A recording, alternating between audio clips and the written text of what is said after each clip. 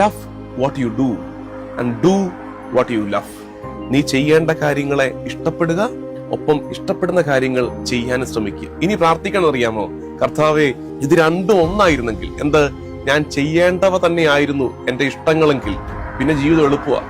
നമുക്ക് പലപ്പോഴും പറ്റുന്ന അപകടം, നമ്മൾ ചെയ്യേണ്ട കാര്യങ്ങളും നമ്മൾ ഇഷ്ടപ്പെടുന്ന കാര്യങ്ങളും രണ്ടായി കിടക്കുകയാണ്. അപ്പൊ എന്ത് പറ്റും? ചെയ്യേണ്ട കാര്യങ്ങൾ കുറച്ച് ചെയ്തു വെച്ചിട്ട് ഇഷ്ടപ്പെടുന്ന കാര്യങ്ങൾ ചെയ്യാൻ വേണ്ടി നമ്മൾ ബ്രേക്ക് എടുക്കും. അങ്ങനെ വരുമ്പോൾ ചെയ്യേണ്ട കാര്യങ്ങൾ അവിടെ കിടക്കും. യജമാനൻ കുറെ കാര്യങ്ങൾ നമ്മളെ ഏൽപ്പിച്ചിട്ട് പോയിരിക്കുകയാണ്.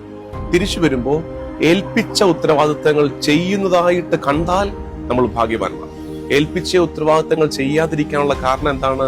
ഒരു കാരണം നീട്ടിവെക്കുന്നു. യജമാന്റെ വരവ് ഉടനെ ഉണ്ടാകില്ല. അങ്ങനെ നീട്ടിവെക്കുന്നവർ ചെയ്യുന്ന പ്രവൃത്തി എന്താ?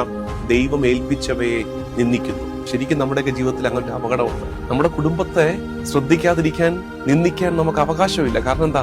കർത്താവ് തന്നതാണ്. നമ്മുടെ സമയം പാഴാക്കി കളയാൻ നമുക്ക് അവകാശമില്ല. കാരണം ഈ ആയുസ് കർത്താവ് തന്നതാണ്. നമ്മുടെ സമ്പത്ത് വെറുതെ ദുർവ്യയം ചെയ്ത് കളയാൻ, ദൂർത്തടിച്ച് കളയാൻ നമുക്ക് അവകാശമില്ല. നമ്മുടെ ആരോഗ്യത്തെ ശ്രദ്ധിക്കാതെ നശിപ്പിച്ചു കളയാൻ നമുക്ക് അവകാശമില്ല. കാരണം എന്താ? കർത്താവ് സൂക്ഷിക്കാൻ നിന്നെ വിശ്വസിച്ച് നിന്റെ കരങ്ങളിൽ ഏൽപ്പിച്ചതാണ് നിന്റെ ആരോഗ്യം, നിന്റെ ശരീരം.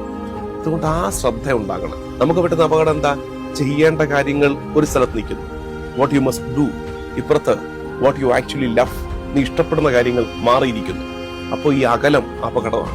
അപ്പൊ ഞാൻ അതുകൊണ്ടാണ് പറഞ്ഞത്, കർത്താവേ, ഞാൻ ചെയ്യേണ്ട കാര്യങ്ങളെ സ്നേഹിക്കാൻ, അത് തന്നെയാകട്ടെ ഇഷ്ടപ്പെടുന്ന കാര്യങ്ങൾ.